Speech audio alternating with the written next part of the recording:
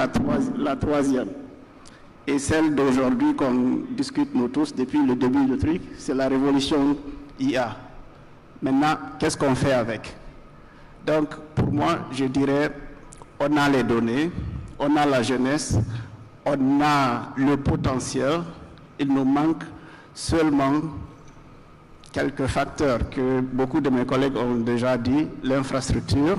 Et si je parle d'infrastructure, moi je dirais il y a l'énergie et l'infrastructure digitale, ce qui veut dire que un start-up ou bien un développeur, tu t'assois, tu ouvres ton laptop et tu te connectes, tu as l'inférence pour développer ton LLM en Guinée et en Afrique. Moi, Merci. ça serait la seule chose que je trouve vraiment qui va nous mettre dans une position d'être vraiment prêts pour l'IA. Merci, M. Sauve, pour ce témoignage inspirant.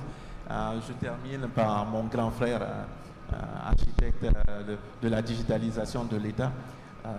Du point de vue de l'État, c'est quoi dire que l'État est prêt pour l'IA? Merci. C'est ici.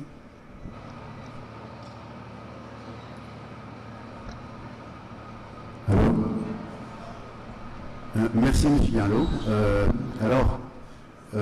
Au niveau de le niveau de préparation de l'IA dans nos sociétés africaines, et plus spécifiquement au niveau de la Guinée, je dirais que cela repose sur trois fondations. On a parlé de l'aspect technique qui est donc les infrastructures.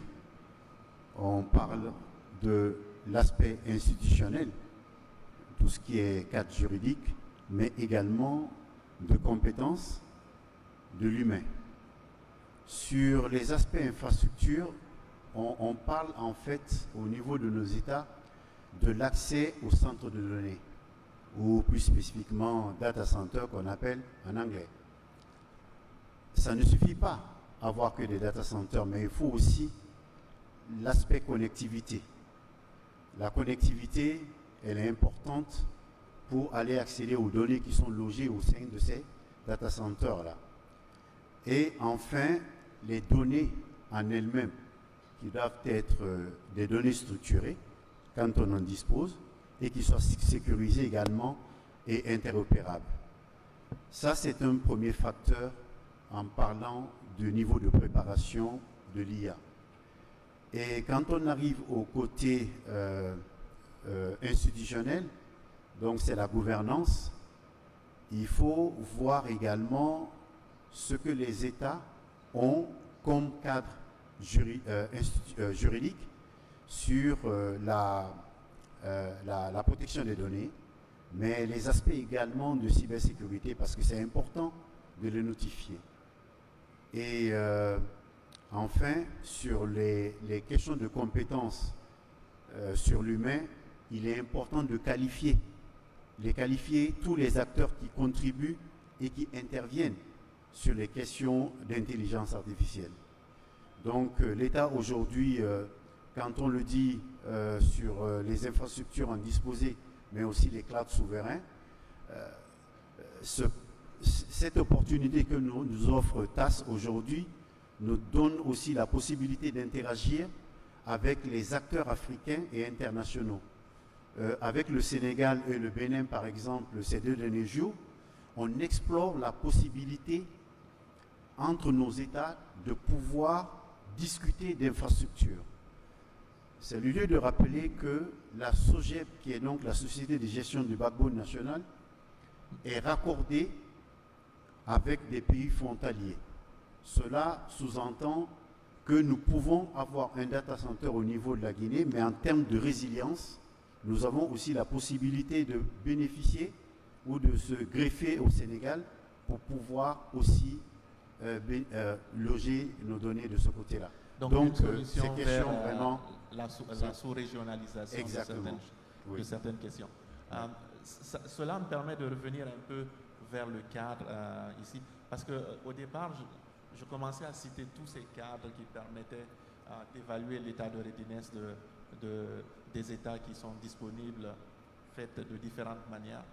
À votre avis, selon vos expériences, je vais poser seulement la question à 2 personnes dans ce cas-ci pour des réponses courtes. Je vais commencer par vous, M. Cissé.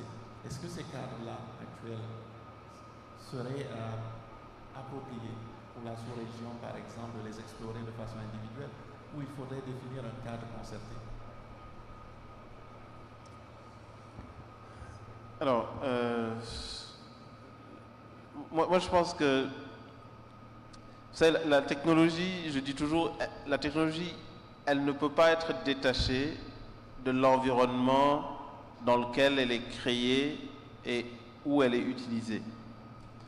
À partir de ce moment, si vous importez des cadres, que ce soit des cadres de régulation ou bien des cadres de mesure, des métriques de succès qui ont été créées et définies pour des environnements aux besoins différents et que vous les imposez dans un nouvel environnement comme le nôtre, la probabilité est très forte pour qu'il y ait une inadéquation, mais encore plus important, la probabilité est très forte que l'existence et l'utilisation de ces métriques et de ces cadres de régulation ait l'effet inverse à celui qui était préconisé au départ.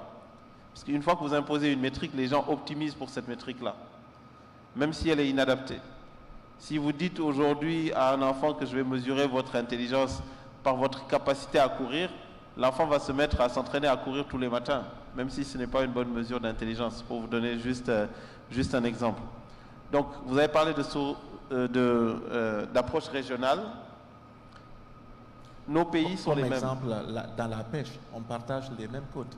Ben exactement. Vous savez, moi, le ministre m'expliquait tout à l'heure les problématiques qu'ils ont.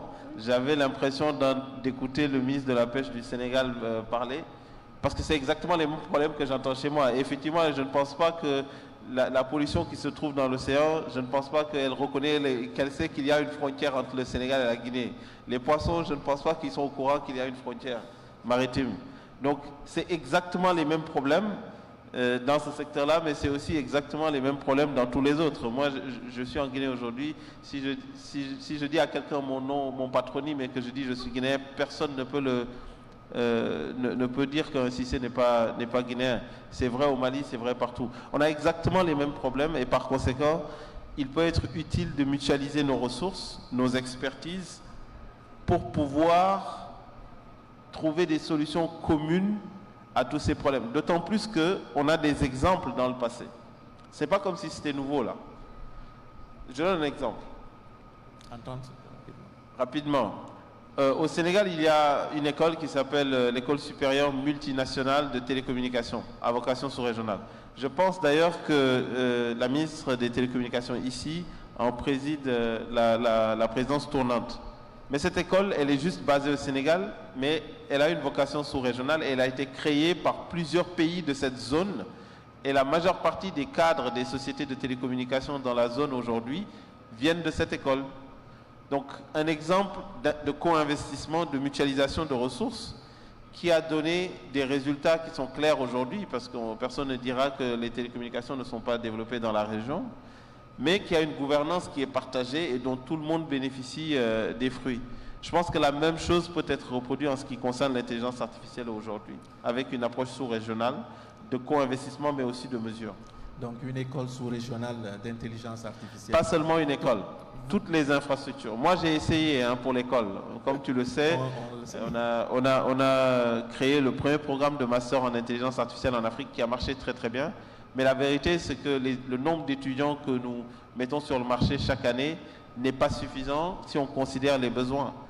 Et en vérité, ce qui est vrai pour les talents est aussi vrai pour les infrastructures. Et les infrastructures coûtent encore plus cher, d'où la nécessité de la mutualisation des ressources. Merci, M. Cissé. M. Barry, je voudrais que vous répondiez dessus parce que vous aussi, vous êtes présent dans vos activités dans plusieurs pays de l'Afrique de l'Ouest. Comment définirait-on cette sous-régionalisation en fait, de l'évaluation de la préparation à l'IA? En fait, le framework est un outil très important dans la mesure où il permet une harmonisation et une interopérabilité entre les besoins spécifiques qui sont identifiés dans les différents pays. Si je reviens au niveau de la pêche, en début d'année, j'étais au Sénégal au niveau du symposium de l'espace que l'ASES organisait. Puis c'était la même problématique au niveau des satellites et puis la collecte des données, les SIG, et puis en même temps l'accès à du open data. Okay? Même si on a les données satellitaires qui détectent justement ces navires-là, okay, il faudrait qu'on ait un système qui est capable en temps réel de les détecter, d'envoyer des signaux, et on ait aussi l'armée qui est là, okay, et qui a ces mêmes outils pour pouvoir faire des rondes et pouvoir intervenir stratégiquement à des points. L'autre point au niveau de l'automatisation des processus dans l'attribution, je pense que il y a déjà des travaux qui sont faits en Guinée. On a parlé de Télémo dernièrement avec l'automatisation des marchés publics. Je pense que c'est quelque chose de nécessaire et ça permet un contrôle et voir aussi comment, disons, contrôler, parce qu'il y a des périodes à laquelle il ne faut pas pêcher pour permettre aux poissons de se reproduire. Donc, ça nous permet de bien jauger et de pouvoir assurer une pérennité. Donc, c'est là que ce framework, parce que Smart Africa aussi a 42 États. Ces 42 États se sont assis, donc chaque pays est représenté dans ça et donne son point de vue. Ce point de vue permet d'adresser à haut niveau, mais comme M. Cissé l'a dit, il y a des adaptations qu'il faut faire dans chaque pays, mais je trouve que c'est une bonne chose et ça peut permettre d'avancer au niveau régional, parce qu'un seul pays en Afrique ne vaut pas grand-chose. C'est la force du groupe qui est importante. La force du groupe est importante. Merci, M. Barry. M. Haribo, en tant qu'architecte de l'État, je vais toujours revenir dessus.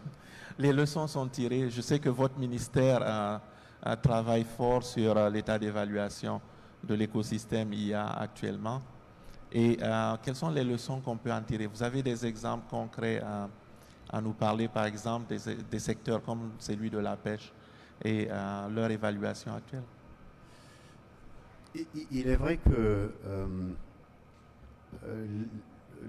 la Cité des sciences a donc travaillé sur, disons, à regrouper les différents acteurs pour parler de la question de la donnée et de l'IA. Notre ministère, il y a quelques 2 mois à peu près, a fait de même pour penser stratégie sur l'intelligence artificielle et la donnée. C'est un sujet, parlant de préparation, qui nous permet de commencer à penser avec tous les acteurs de l'écosystème, parce que c'est une longue aventure, on va le dire. Il ne s'agit pas d'écrire des documents de stratégie et d'avoir des feuilles de route qui, en réalité, ne seront pas capables de les mettre en œuvre, mais c'est vraiment de faire un état des lieux et, dans le cadre de la mutualisation, vous le dites, des ressources, de voir comment est-ce que nous prioritisons ce que nous voulons faire, afin de voir que dans le secteur de l'économie maritime, il est question de, on va dire, entre les États où on dit telle personne est arrivée dans les eaux maritimes d'un autre État, les bateaux sont arrimés, voilà, quels sont les outils qui peuvent être mis à la disposition de Monsieur le ministre et de son département à l'effet de pouvoir contrôler, on va dire, les nautiques.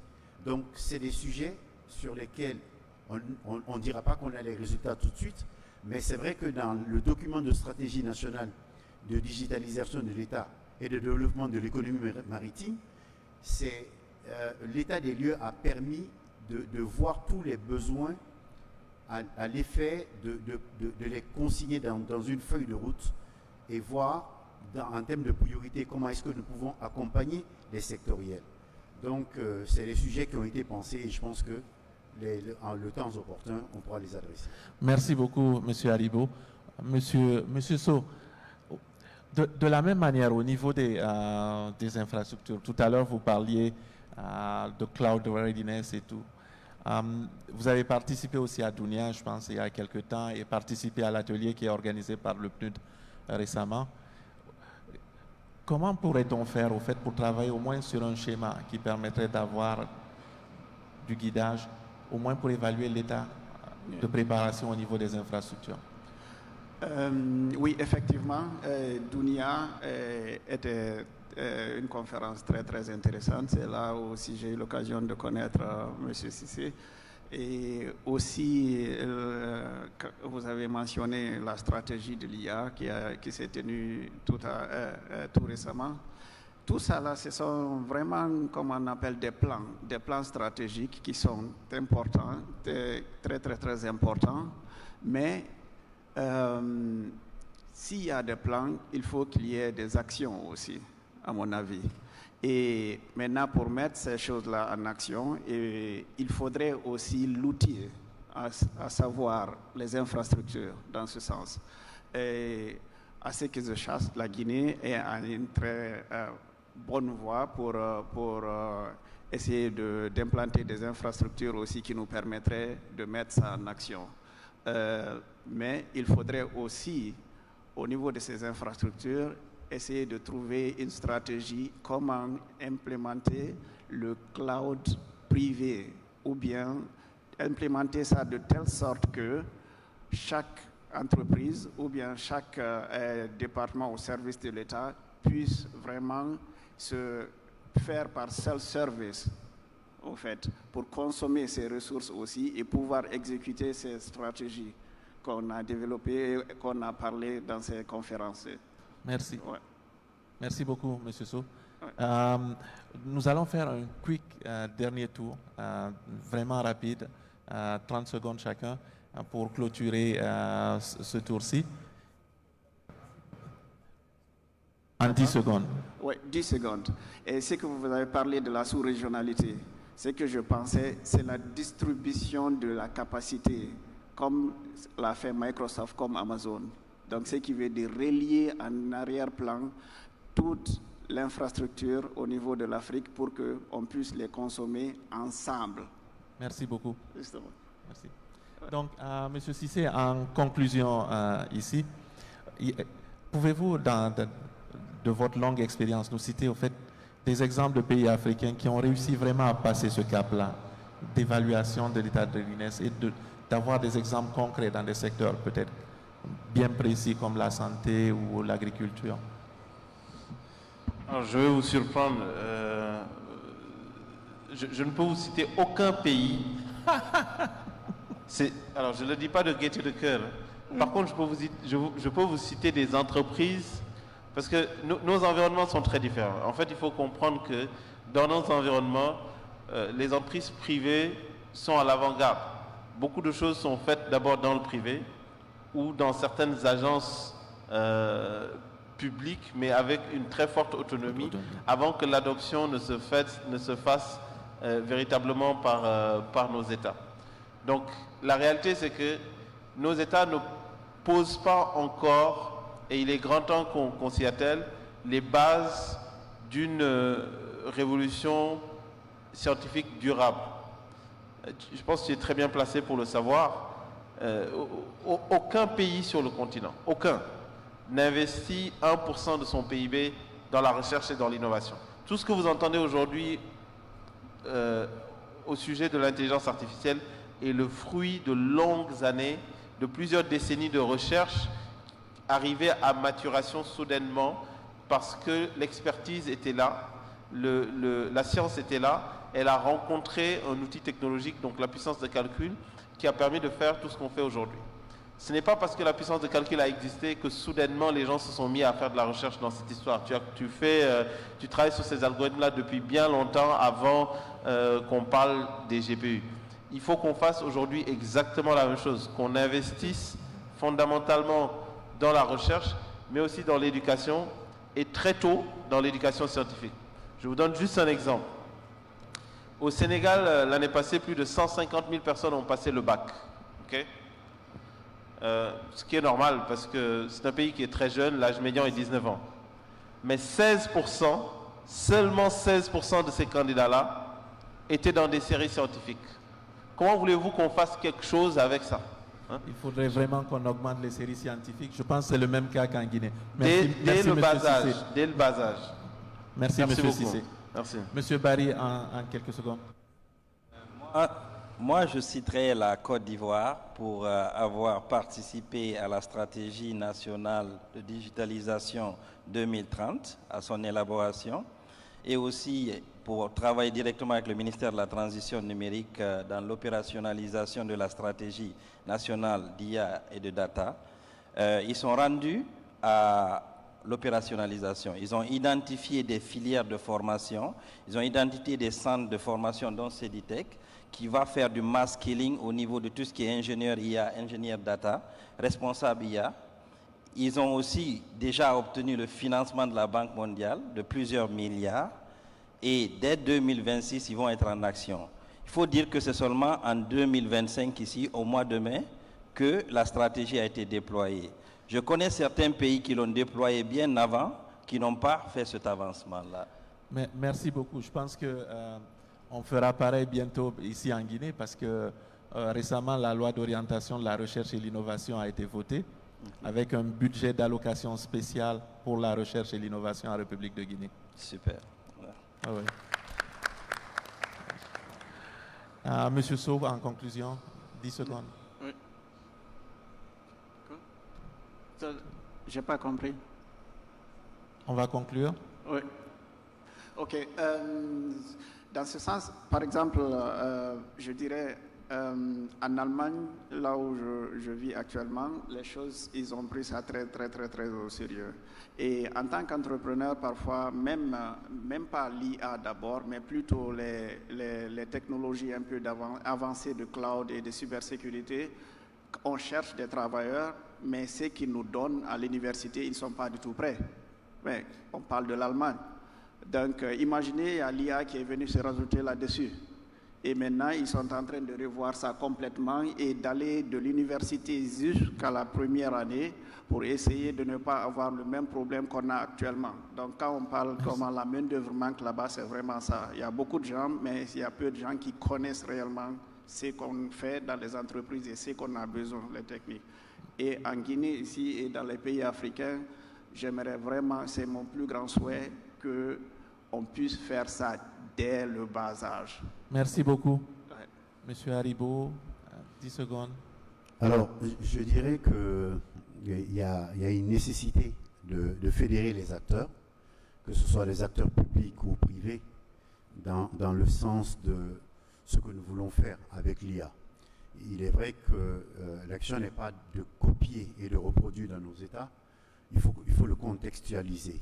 Mais le contextualiser avec les acteurs africains et internationaux, ça c'est une chose, mais secondo, il faut mutualiser les ressources. Il est vrai que nous avons donc la Cité des sciences, nous avons le département du numérique, il y a aussi d'autres acteurs sectoriels. Il est important de fédérer tous ces acteurs-là dans le sens d'aller vers une feuille de route commune sur ces questions d'IA. Merci beaucoup. Merci à tous les panélistes. Monsieur le ministre, on va vous donner l'honneur de nous passer le mot de la fin pour clôturer ce panel-ci en quelques secondes. Merci beaucoup. Bon, j'avais commencé par les défis de mon secteur et à entendre mes frères, je pense que l'IA peut s'imposer pour apporter des solutions innovantes pour régler ce secteur. Je rappelle que ces défis étaient, entre autres, les plus gros défis, c'est le manque d'infrastructures, le manque de formation, les questions d'équipement, de surveillance. Mais on ne voit que la mer le plus souvent, mais il y a la question continentale. Donc nous sommes confrontés à des défis d'obtention des intrants comme la nourriture de poissons et les alevins qu'on importe d'autres pays.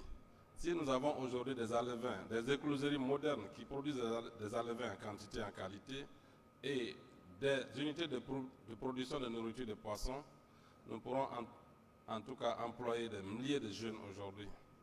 Et ça pourrait même challenger les mines. Mais il se trouve que j'entends tous ces gens, tous ces coéquipiers, tous mes frères ont parlé de vision commune, vision commune. Comme le professeur Cissé le disait, il faut une stratégie raisonnable. Et le patron landais disait aussi de mutualiser. Vous savez, la mer s'appelle un bien commun. Et les biens communs se caractérisent par la non-exclusion. je ne peux pas exclure mon frère à utiliser l'eau de mer, parce que c'est un bien qu'on a vu, que la nature nous a légué. Mais puisque ça se caractérise par la non-exclusion et la surexploitation, et comme disait un penseur, tout bien commun en libre accès nous amène à la ruine. Et cette ruine peut être la raréfaction, la pollution ou même la disparition de la ressource. Et donc, dans le cas de figure, la mer, on ne peut pas parler d'ici de la disparition de la mer, mais on peut parler de l'obstruction de la mer par les déchets plastiques, par exemple. Merci beaucoup, Monsieur le ministre. Vraiment, merci de votre intervention. On s'est très passionné par l'économie maritime. Et je vous prie de l'applaudir. Donc, la mer est un bien commun.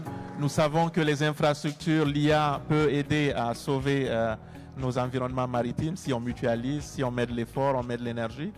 Nos États ne sont pas prêts, les entreprises non plus. Ils peuvent travailler dans cette direction-là de façon sectorielle. Merci beaucoup. Nous remercions tous les intervenants.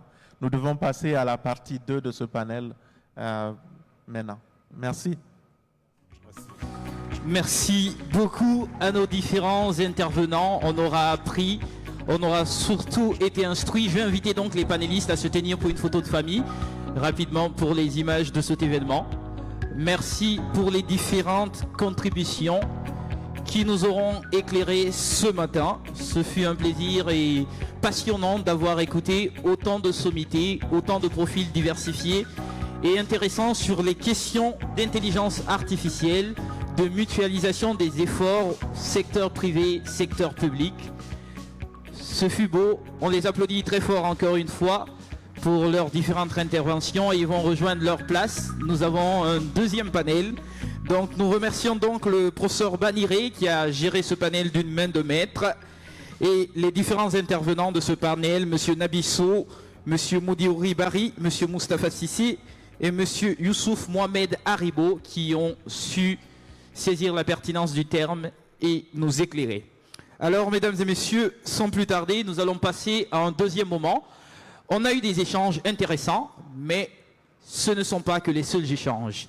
Nous aurons aussi un échange de haut niveau, tout autant intéressant que celui que nous venons d'écouter. Et pour cet échange, je m'en vais inviter à présent les différents intervenants. Et vous me permettrez de les accompagner avec les applaudissements qu'ils méritent parce que ce sont des figures de proue aujourd'hui de l'intelligentsia du continent africain. Je m'en vais sans plus tarder appeler le premier intervenant qui se chargera de la modération de ce deuxième panel, le docteur Seydina Ndiaye, président de l'association sénégalaise pour l'IA, que je vous prie d'applaudir très très fort s'il vous plaît. Il sera donc le modérateur de ce panel.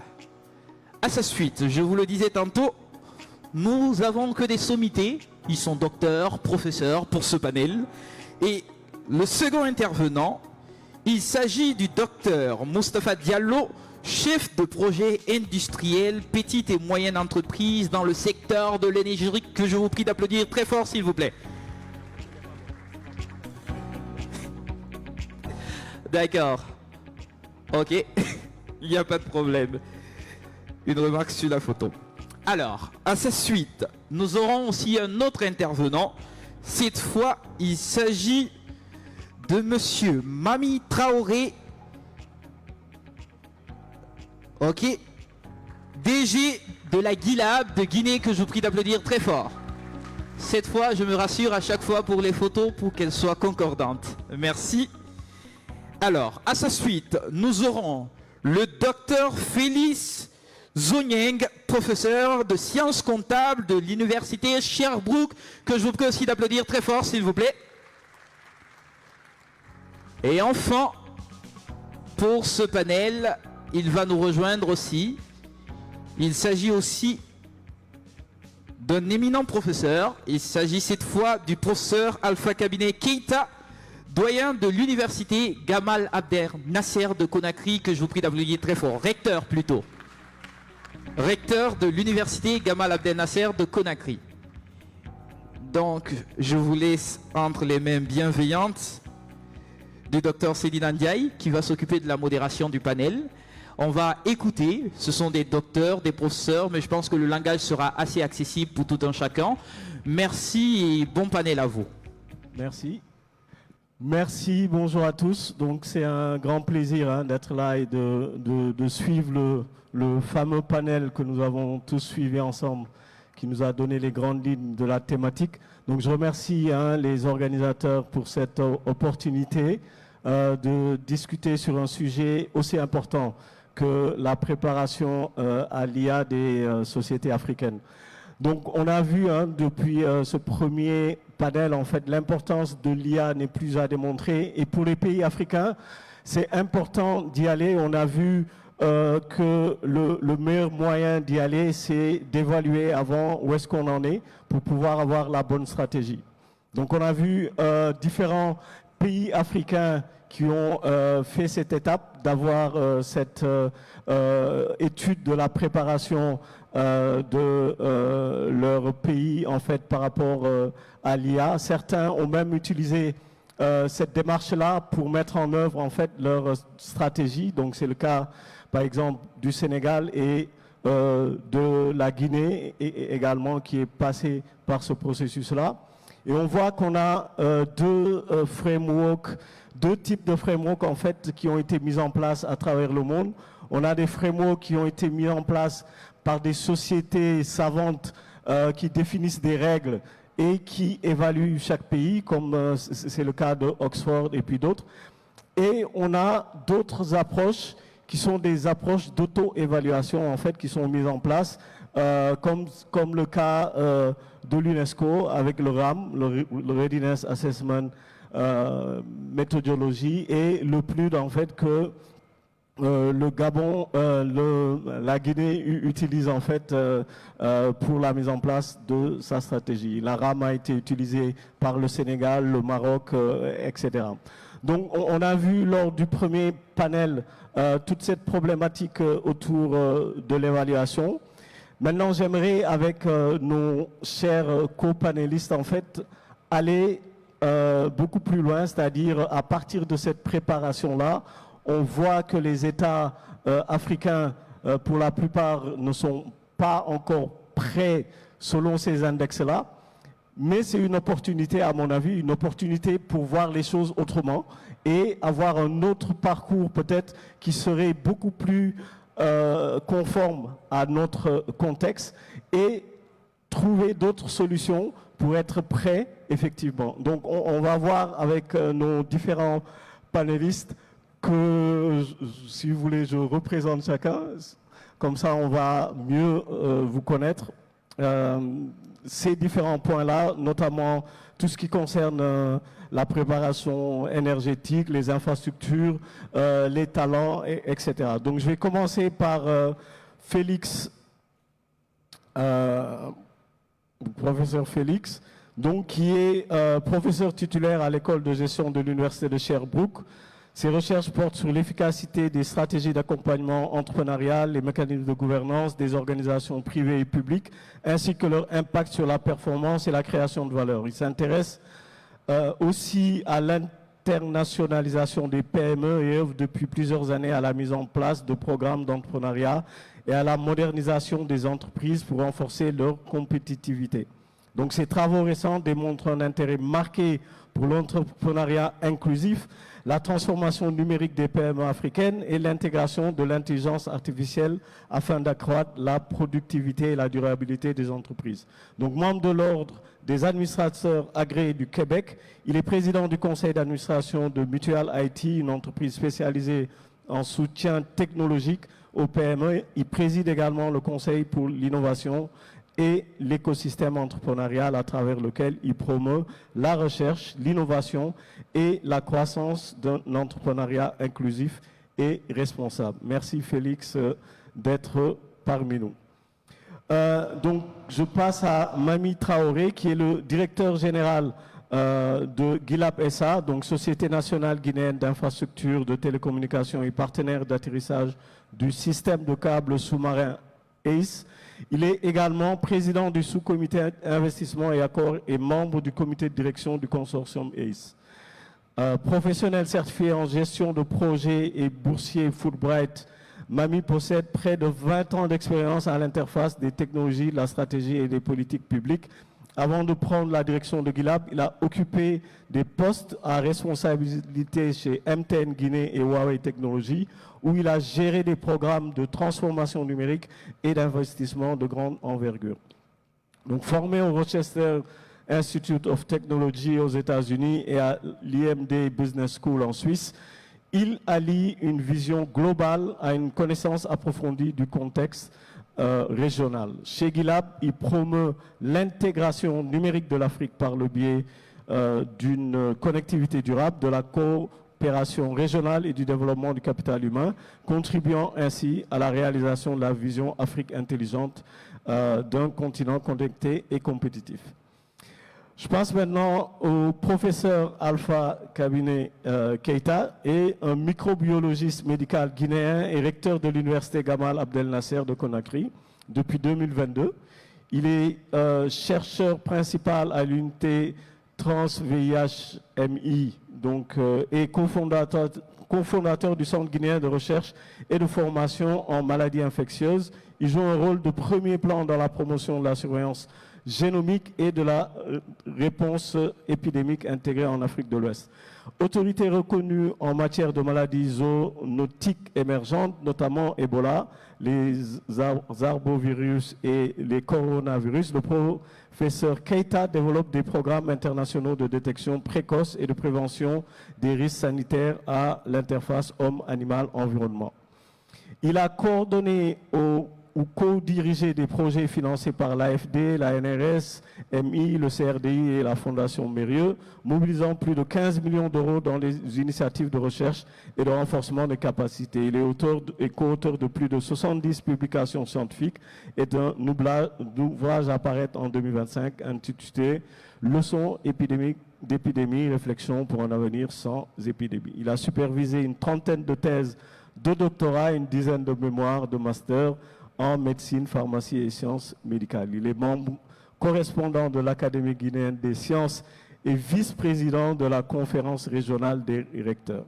Il a reçu le prix Christophe Mérieux de l'Institut de France et en reconnaissance de ses contributions exceptionnelles à la santé publique mondiale. Donc, le professeur Keïta est profondément engagé dans la formation de la prochaine génération de scientifiques africains et dans la transformation numérique de l'enseignement supérieur. Il défend l'intégration de l'intelligence artificielle dans la recherche biomédicale, la gouvernance universitaire et la surveillance épidémiologique, œuvrant ainsi à la mise en place d'un écosystème sanitaire africain intelligent, autonome et résilient. Enfin, le docteur Moustapha Diallo est ingénieur et chef de projet industriel. Il possède une vaste expérience dans les systèmes énergétiques, l'optimisation des processus et la transformation industrielle durable. Diplômé de Centrale Supélec, il a obtenu son doctorat en génie des matériaux et des procédés en partenariat avec ArcelorMittal. Il a débuté sa carrière dans les secteurs miniers et énergétiques au sein du groupe OCP au Maroc et de Rio Tinto en France, avant de rejoindre Capgemini en tant que consultant en énergie et transport, où il a accompagné de grands acteurs industriels dans leur transformation numérique et opérationnelle. Actuellement, il dirige des projets CAPEX et de performance environnementale à grande échelle dans l'industrie manufacturière européenne, tout en contribuant au développement des marchés énergétiques et industriels en Guinée et dans toute l'Afrique.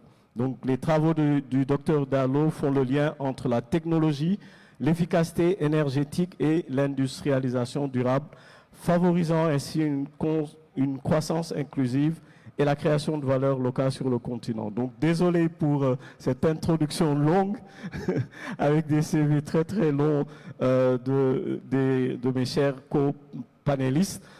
Sans plus tarder, en fait, on va passer directement aux différentes questions, donc pour permettre à tout un chacun d'interagir. Donc, je vais commencer par vous, docteur Diallo. Comme vous êtes dans le domaine de l'énergie et tout ça, donc c'est important, on a vu que dans l'état de préparation, c'était un aspect très important pour lequel les pays africains étaient plus ou moins très en retard. Donc pour vous, quels sont les prérequis pour qu'une industrie africaine devienne réellement AI ready en termes énergétiques notamment. Bonjour à tous. Alors, merci. Je suis très heureux d'être là aujourd'hui. Et je suis aussi très content d'avoir entendu dans le panel précédent que l'énergie est l'un des prérequis les plus importants pour que nos sociétés africaines soient prêtes pour l'IA. Mais je vais peut-être répéter ce que le président Paul Kagame a dit ici pendant la cérémonie d'ouverture. Il ne s'agit pas de dire est-ce que nous allons adopter l'IA et quand, puisque je pense que la question ne se pose pas, il faut y aller. C'est plutôt comment. Et quand on pose cette question-là, évidemment, l'énergie va revenir de façon permanente. Et je pense que l'énergie et aussi surtout l'industrie vont être au cœur du développement de l'IA en Afrique. Je souhaiterais développer, si j'ai juste une minute, ce sujet sur 3 prérequis qui me semblent importants. Le premier, c'est la fondation que j'appelle physique, la fondation électrique verte. J'insiste sur le mot verte. Je pense que l'Afrique doit prendre ce virage. Et le deuxième point, c'est la maîtrise de nos données. Je ne vais pas trop détailler ce point-là puisqu'il a fait l'objet, et je pense qu'il fera l'objet d'autres développements. Et le dernier prérequis, c'est le talent operation, c'est la formation. Et je laisserai le professeur peut-être détailler ce point-là. Donc si je reviens sur le premier point qui est l'énergie, l'Afrique a le plus grand potentiel solaire au monde. Donc ça serait dommage qu'on ne profite pas. Il y a des pays qui sont déjà avant-gardistes sur ce sujet comme le Maroc et l'Afrique du Sud.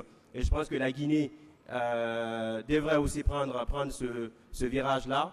Au-delà de ce potentiel solaire, il y a aussi l'hydroélectricité.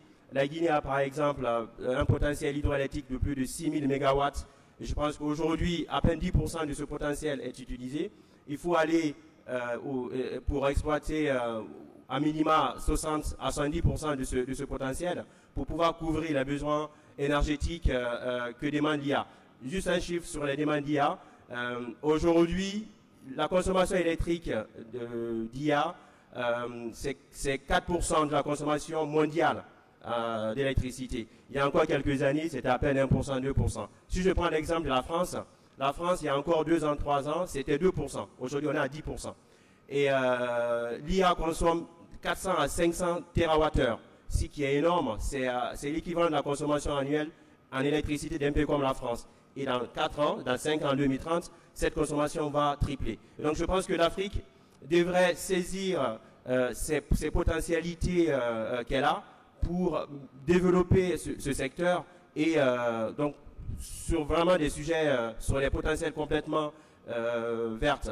Et donc si je reviens sur le deuxième prérequis, sur la gouvernance des données, alors je vais mettre au niveau industriel. Je suis responsable de développement de projets dans une industrie en France et mes équipes m'ont posé une question il n'y a pas très longtemps parce que j'avais demandé à ce qu'une entreprise qui nous propose une solution d'IA vienne inspecter nos installations et nous proposer des solutions. On m'a posé la question, Moustapha, est-ce qu'on est prêt? On ne sera jamais prêt. Je pense qu'il faut qu'on arrête de se poser les questions si on est prêt ou pas. Il faut le faire.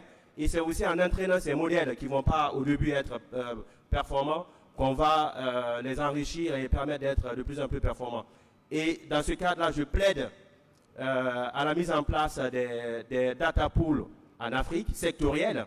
Je pense qu'il faut, on en parlait tout à l'heure du domaine de la pêche, il faut qu'on ait en Afrique des secteurs, une organisation pour pouvoir collecter les données par secteur, pour pouvoir entraîner ensuite les modèles. Et le dernier prérequis, c'est la formation. En tant qu'industriel, je sais combien il est important d'avoir, on est d'accord à la fois des développeurs formés pour mettre en place des solutions d'IA adaptées, mais il est aussi très important d'avoir des opérateurs, c'est un industriel qui vous parle, et des techniciens qui sont formés.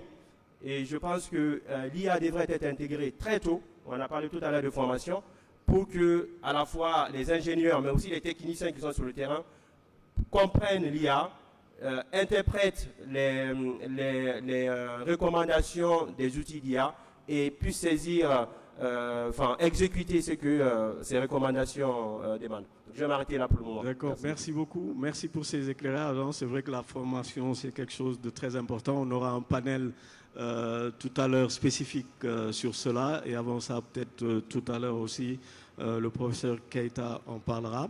Mais vous parlez de l'énergie verte, en fait, qui pourrait être quelque chose de très important, quoi, mais pour l'Afrique, notamment pour accompagner le déploiement des infrastructures. Pour parler des infrastructures, Monsieur Traoré, où en est la Guinée aujourd'hui en termes de connectivité pour l'IA, pour accompagner l'IA?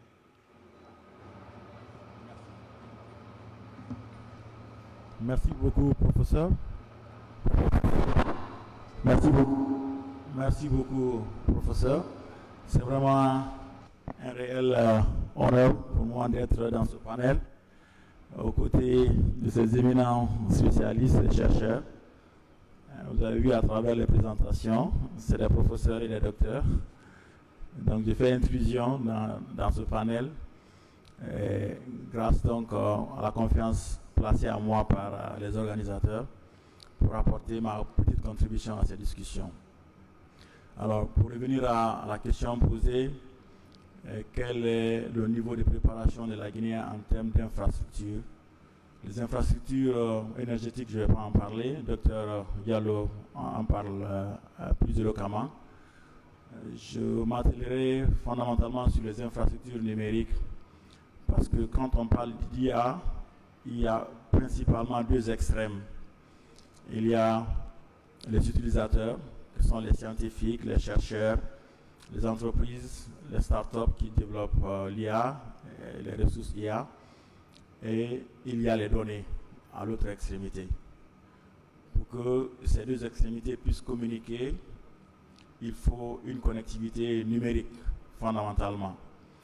Cette connectivité se compose de deux éléments principaux. Je les scinde en deux. Il y a la connectivité internationale qui est essentiellement assurée par les câbles sous-marins. Comme vous le savez tous, il y a plus de 95% du trafic mondial des data qui se trouve assuré par le câble sous-marin. Donc la Guinée, depuis 2012, a eu son premier câble sous-marin qui connecte la Guinée au monde extérieur. À l'époque, le total de capacité utilisée en Guinée était autour de 3 gigas. Aujourd'hui, cette capacité a été multipliée par près de 400. On est à 378 gigas utilisés aujourd'hui, de 2013, parce que le câble a atterri en 2012, mais la première connexion a été réalisée en janvier 2013. Donc, de ce moment à aujourd'hui, on a multiplié la capacité utilisée par 400. Cette capacité internationale se trouve aussi être appuyée de façon complémentaire par le backbone national qui a fait une interconnexion avec 3 pays autour de nous à date, avec la possibilité d'aller jusqu'à 6. On s'est interconnecté avec la Sierra Leone, ensuite le Mali, et récemment avec la Côte d'Ivoire, et très bientôt, dans le pipe, on doit aller aussi se connecter au Sénégal. Donc, en termes de connectivité internationale, c'est ce qui existe à date. Il faut avouer qu'un seul câble, ce n'est pas suffisant en termes de redondance, de sécurité. Jusqu'en 2022, on pensait même qu'on avait une surcapacité en Guinée, parce qu'on était avec un taux d'utilisation de 30% de la capacité installée. Mais en 2 ans, 3 ans, aujourd'hui, on est à près de 80%. Il faut très rapidement avoir un second et voire même un troisième câble. Et des efforts sont en train d'être fournis dans ce sens-là. Dans les prochaines semaines, un appel d'offres sera lancé avec l'accompagnement de la Banque mondiale pour un deuxième câble. À l'horizon 2030-32, on va avoir un troisième, donc pour avoir 3 câbles en Guinée. La deuxième composante, comme je disais, ça c'était le volet international. C'est la connectivité nationale, les infrastructures nationales. Je parlais tantôt du backbone national qui est aujourd'hui à 4300 environ kilomètres de déployés et qui se projette d'aller au double de cela, à plus de 10 000 kilomètres dans les prochains mois. Toujours dans le cadre de la connectivité nationale, il faut les métros, les réseaux métropolitains et surtout les last mile pour connecter les domiciles, les offices, les différents bureaux. On est à près de 8 000 aujourd'hui, donc au niveau national, on est autour de 12 000 km de fibres installées qu'il faille redonder, continuer à développer pour que la Guinée puisse être suffisamment prête à ce que les usagers, à la première extrémité, puissent avoir accès aux données qui sont essentiellement aujourd'hui logées à l'international de façon fluide pour que ça puisse créer une harmonie en termes d'utilisation. Merci beaucoup. Je vais passer maintenant à Dr Félix. Pour vous, en fait, comment les mécanismes de gouvernance peuvent aider les PME? Vous voyez, on parle quoi, mais d'état de préparation des pays, mais également pour les PME, c'est quelque chose de très important. Déjà, ok, merci. Alors c'est vrai que quand on parle d'adoption d'outils numériques ou bien d'intégration d'intelligence artificielle en particulier, très souvent le premier réflexe c'est qu'on y voit des enjeux technologiques. Mais alors qu'en fait, à la base, ce n'est pas d'abord des enjeux technologiques, ce sont des enjeux d'orientation stratégique. Et comme ce sont des enjeux d'orientation stratégique, ça fait que la gouvernance de l'organisation, si on prend le cas d'une PME, la gouvernance joue un rôle important dans la réussite de la mise en œuvre. Parce qu'on le voit bien, les PME qui réussissent une transition numérique au sens large ou bien qui réussissent une intégration, ce sont celles où ça a été pensé d'un point de vue gouvernance.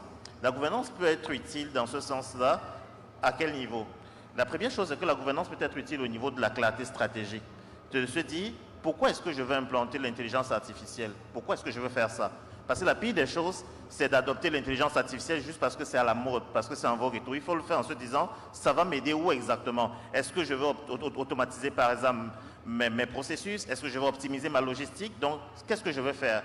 Et de ce point de vue-là, je peux identifier où est-ce que je vais l'insérer. La deuxième chose, c'est qu'une fois que je décide de ça, maintenant, est-ce que j'ai les ressources pour ça? Est-ce que j'ai des personnes capables dans l'organisation pour mettre en œuvre?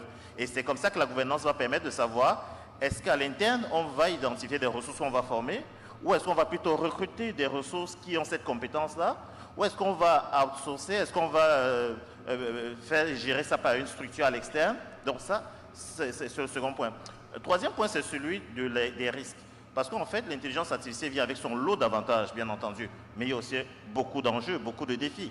Des enjeux liés, par exemple, à la confidentialité des données. Les données qu'on va mettre là-dedans, nos données, les données de nos clients. Jusqu'à quel point est-ce que c'est sécurisé? Donc, il faut qu'on y pense.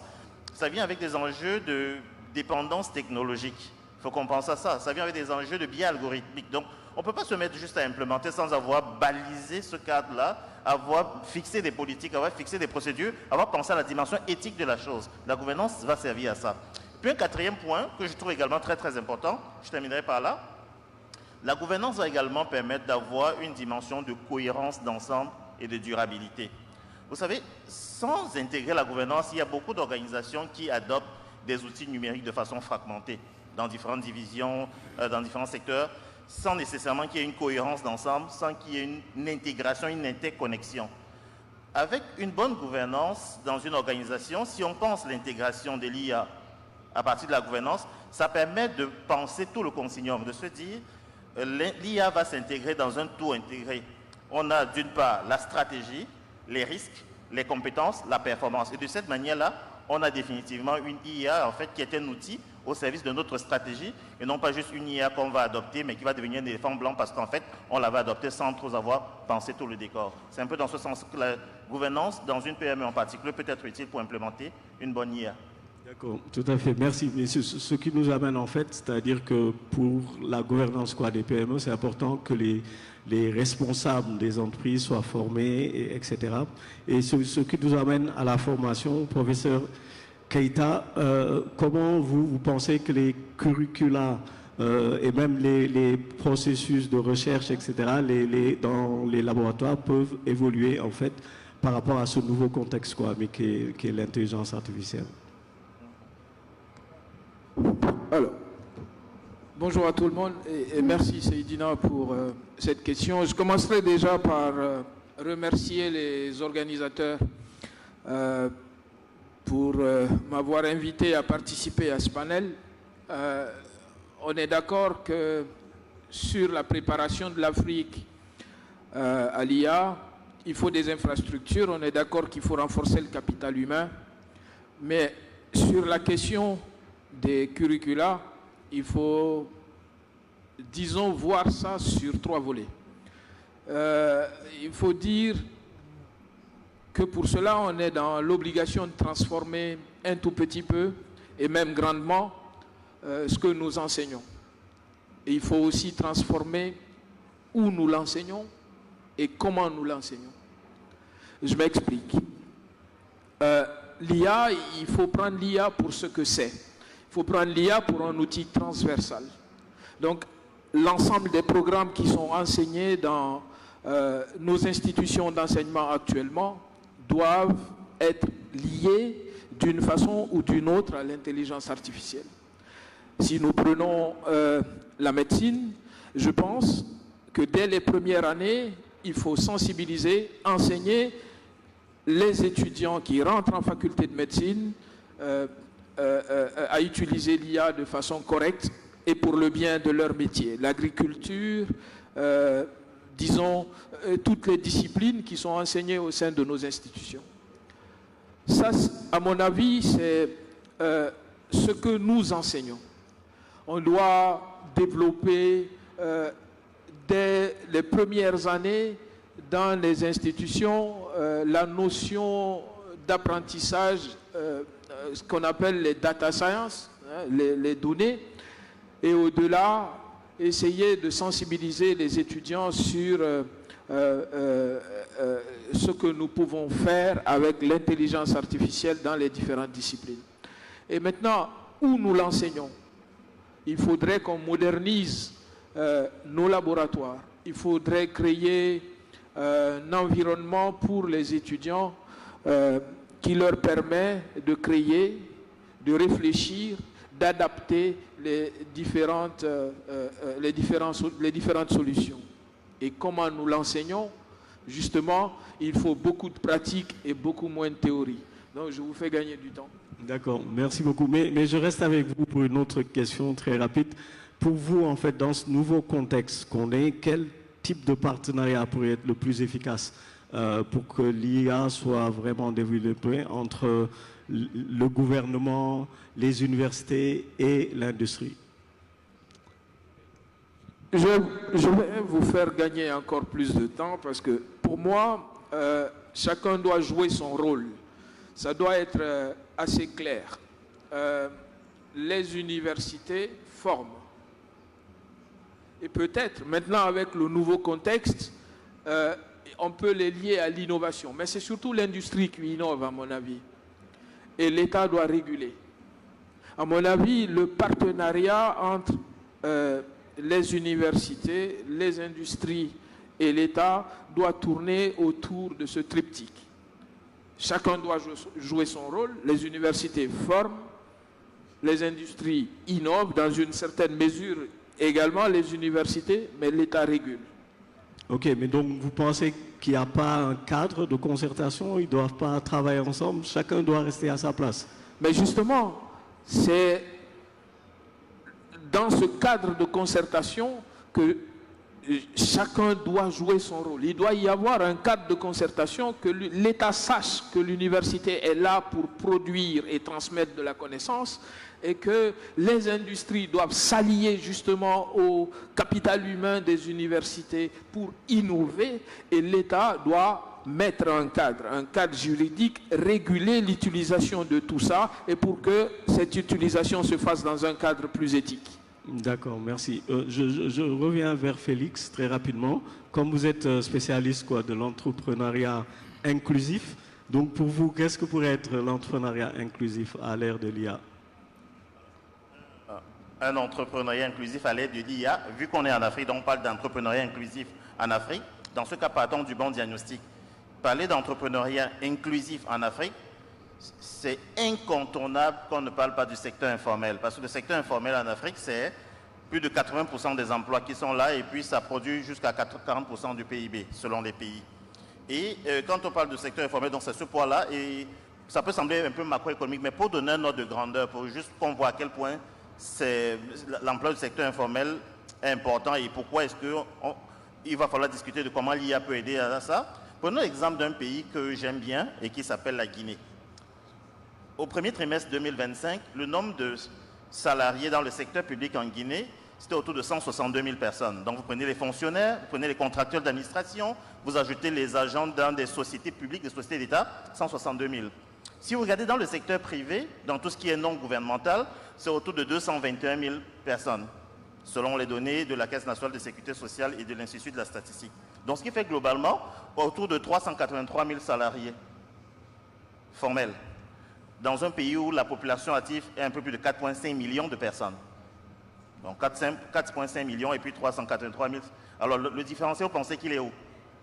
Essentiellement dans l'informel. Et alors quand je dis ça, ce n'est pas juste l'apanage de la Guinée. Dans la plupart des pays subsahariens, on n'a à peu près le même portrait. Si on prend le Sénégal, c'est à peu près 650 000 salariés pour 8 millions d'une population active. Si on prend le Cameroun, c'est à peu près 800 000 salariés dans une population active de 11 à 12 millions de personnes. Donc vous voyez que c'est à peu près la même réalité. Donc tout ça pour dire que c'est dans ce contexte-là que plusieurs femmes, plusieurs jeunes, parce que c'est la population qui est surreprésentée dans le secteur informel, c'est dans ce contexte que ces personnes-là entreprennent, parfois par nécessité, et dans un environnement parfois de profonde vulnérabilité. Donc maintenant, si on parle d'intelligence artificielle, d'entrepreneuriat inclusif à l'aide de l'intelligence artificielle, ça veut dire quoi? Ça veut dire qu'il faudrait que ce soit une IA qui permette de réduire les barrières structurelles que ces personnes-là vivent, mais pas une IA qui va les amplifier. Donc ça veut dire en sorte qu'on devrait s'assurer qu'avec l'IA maintenant, ces personnes-là puissent rattraper le retard qu'on avait d'autres personnes, que ce ne soit pas une technologie qui va être au service de quelques-uns, où en fait certains entrepreneurs qui ont accès à la technologie auront un avantage encore plus élevé que ceux qui n'ont pas. Et comment on peut le faire de façon concrète? Je vais vous donner des exemples de projets pilotes que nous implémentons au Sénégal, Cameroun, Bénin, Maroc. C'est de regarder, par exemple, pour ces acteurs du secteur informel, voir comment on pourrait développer, même pas qu'on pourrait, on a développé des chatbots qui fonctionnent sur WhatsApp, qui permettent à des entrepreneurs du secteur informel qui n'ont jamais vu un incubateur, qui n'ont jamais vu un accélérateur, qui n'ont jamais vu une structure formelle d'accompagnement, parce que c'est ça le problème. Ils n'ont pas accès à des structures formelles d'accompagnement. Donc l'IA ici maintenant leur permet à partir de leur WhatsApp d'avoir des chatbots qui leur permettent dans leur langue de pouvoir avoir des conseils spécialisés, de pouvoir avoir des formations qui sont adaptées à leur niveau de littératie. Tout le monde n'a pas une licence, tout le monde n'a pas un doctorat. Donc selon leur niveau de littératie, comment est-ce qu'on peut leur donner des conseils d'entrepreneuriat en fonction de ça? Donc ça, c'est quelque chose qui se fait. L'autre élément où l'IA essaye de corriger des choses en ce moment, c'est que comme vous le savez, des femmes sont surreprésentées dans le secteur informel. Alors que la plupart des études montrent que les femmes sont les plus crédibles. Elles n'aiment pas les dettes, elles remboursent à temps et tout. Malheureusement, ce sont des personnes à qui on prête le moins. Pour une raison simple, c'est parce qu'elles ne rentrent pas dans le canevas des règles qui sont établies par des institutions financières. Il y a des critères spécifiques qui font qu'elles ne rentrent pas là-dedans. Or, avec l'IA, en s'appuyant sur des données, par exemple, de leur transfert mobile money, en s'appuyant sur des données de leurs échanges et tout, on arrive à avoir des données alternatives qui permettent de bâtir leur crédibilité auprès des institutions, de manière à ce qu'on puisse leur prêter sur la base de ces données-là. Alors que si on restait sur le canevas initial, qui sont des règles strictes de finance, ça ne fonctionnerait pas. Donc voilà comment l'IA, de façon concrète, peut, dans un contexte africain, amener à un entrepreneuriat inclusif, où on réduit le fossé. D'accord, donc pour vous, le secteur informel est déjà prêt, quoi, mais pour l'IA, d'une certaine façon. Je pense, oui. Ouais, merci. Donc je reviens rapidement avec M. Traoré. Donc pour vous, on a parlé quoi, des approches régionales. En quoi, en fait, une gouvernance régionale pourrait aider à amplifier l'impact quoi, de GILAB? Merci beaucoup pour cette question. Avant peut-être de parler de cela, c'est peut-être qu'est-ce qu'il faut faire aujourd'hui si nous admettons que nous allons avoir ces câbles supplémentaires, ces câbles sous-marins supplémentaires, pour qu'il y ait une connectivité nationale beaucoup plus répandue et accessible. Je pense qu'il faut deux éléments principaux.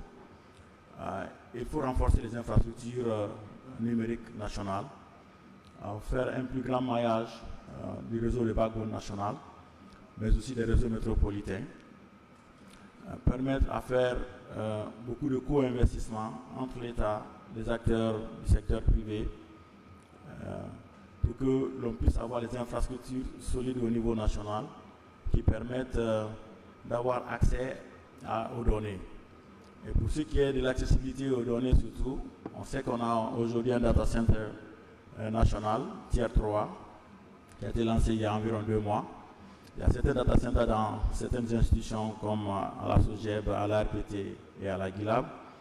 Mais il faut avoir des data centers beaucoup plus rapprochés, qu'on appelle les data centers de proximité, Edge Data Centers, pour que les données soient encore beaucoup plus proches des usagers. Un autre élément pour toujours avoir beaucoup plus d'accès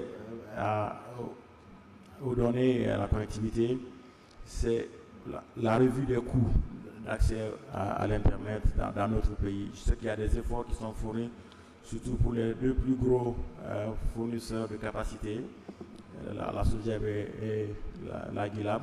Mais ce n'est pas suffisant, il faut faire plus d'efforts, et surtout avoir une vue holistique globale par l'État pour dire quel est le gain global qu'on gagnerait en regardant tous les centres de coûts qui aujourd'hui se trouvent dans le secteur des télécommunications, où est-ce qu'on peut s'aider pour gagner beaucoup plus où. Donc, pour l'intégration sous-régionale et la coopération, je pense que le modèle qu'on a au niveau des ACE, qui est translaté en quelque sorte à la GILAB, est considéré comme un modèle de réussite, où l'État cohabite avec des investisseurs privés. Il vient en tant qu'actionnaire, il ôte, se débarrasse de ses prérogatives de puissance publique, il vient en tant qu'agent économique et coopère, collabore de façon structurée pour que l'économie numérique puisse se développer. Donc en translatant cela, nous disons qu'au niveau régional, un type de ACE pourrait se créer au niveau sous-régional. C'est pourquoi nous saluons beaucoup les efforts fournis récemment par le directeur général de la SOGEB, avec ses homologues des opérateurs de backbone nationaux dans la sous-région, en mettant en place un réseau ouest-africain des gestionnaires de backbone qui se concertent et discutent et voient comment mutualiser les ressources, les compétences, les disponibilités qui sont dans les différents pays pour mettre en commun ce qui peut être fait. Il faut surtout aussi prévoir la possibilité de créer des pools de ressources dans lesquels, pour lesquels ressources, je veux dire, ces différents pays et les différents acteurs, États et acteurs privés dans ces différents pays, contribuent pour construire des infrastructures solides et permettre aux pays de se pencher sur les leviers de la masse, parce que les investissements dans les infrastructures digitales sont colossaux, sont énormes. On parle de milliards de dollars. Le câble qui a atterri en Guinée a coûté pour tout le consortium près d'un milliard de dollars. D'accord? Merci. Donc pour pouvoir réaliser ce genre d'infrastructure, il faut vraiment faire de la mutualisation et se mettre ensemble pour construire. Je me fais interpeller généralement pour dire quand est-ce qu'on va avoir notre second câble en Guinée. C'est important souvent, comme on a une bonne opportunité de préciser. Le câble sous-marin, il ne s'achète pas au marché pour venir l'installer tout de suite là. C'est des grandes autoroutes internationales qui coûtent des milliards de dollars très souvent. Et il faut donc de la synergie, de la mutualisation et de la coopération sous-régionale pour que l'on puisse avoir des infrastructures robustes et qui permettent à nos pays d'avoir les ressources suffisantes pour entrer pleinement dans la révolution technologique que nous souhaitons. Merci, M. Traoré. Donc, la dernière question de ce panel à Dr Diallo. Donc, on a vu que l'énergie a été très importante, en fait, dans l'état de préparation d'un pays, mais pour l'IA. Mais est-ce que l'IA peut également aider dans la transformation, en fait, industrielle, accélérer les choses, quoi, mais pour les pays africains? Absolument, absolument. Je pense que l'IA est le moteur d'une transformation frugale, c'est-à-dire en termes d'économie d'énergie, et compétitive pour l'Afrique. Nous avons un avantage énorme. On a un héritage industriel plutôt faible par rapport aux autres continents. C'est pour moi un avantage parce que cela peut nous permettre de travailler, d'innover. Pour nous, je pense, l'Afrique, la durabilité passera forcément par l'innovation pour compenser nos déficits. Quand on parle de l'application de l'IA dans le domaine pour transformer ou en tout cas accélérer la transformation industrielle sur notre continent, je pourrais prendre deux exemples. Je pense qu'on n'a pas beaucoup de temps, je vais faire comme professeur. Je vais m'arrêter à un seul exemple, c'est sur l'économie circulaire. L'IA peut être utilisée pour notamment travailler sur la collecte des déchets. C'est des choses qui commencent déjà à se mettre en place en Europe et je pense qu'on peut faire beaucoup mieux pour optimiser et automatiser la collecte des déchets et le tri des déchets. Nous avons des détecteurs maintenant qui sont intelligents et qui peuvent permettre de distinguer des types de déchets, que ce soit des déchets ménagers, des plastiques, etc. Et je pense que c'est une problématique majeure pour l'Afrique, pour la Guinée en particulier. Je pense que c'est des sujets sur lesquels on peut dès maintenant commencer à mettre l'IA pour optimiser. Et l'autre exemple, en quelques secondes, c'est l'économie des ressources. L'économie des ressources, moi je travaille dans une usine où on a fait appel à l'IA, on a fait une économie de entre 20 à 30% d'énergie qu'on consomme. Et je pense que c'est des sujets aussi qu'on pourrait mettre à profit pour économiser l'énergie qu'on utilise aujourd'hui, à la fois dans les ménages, mais aussi dans le domaine industriel. Merci beaucoup. Donc, on va sauter le dernier mot parce qu'on me signale qu'on a dépassé largement le temps qui nous était imparti. Donc, on a vu à travers vos différentes interventions que l'état de préparation d'un pays allait au-delà de l'aspect de gouvernance mais global, mais également ça pouvait entrer dans les universités. Est-ce que les universités étaient prêtes à cette transition? Les entreprises, on a vu, et on a également vu tout l'aspect infrastructurel et énergétique qui venait avec. Donc je vous remercie pour ces différentes interventions et je vous demande d'applaudir nos chers panélistes. Merci. Les panélistes ensemble, s'il vous plaît, pour les photos de famille.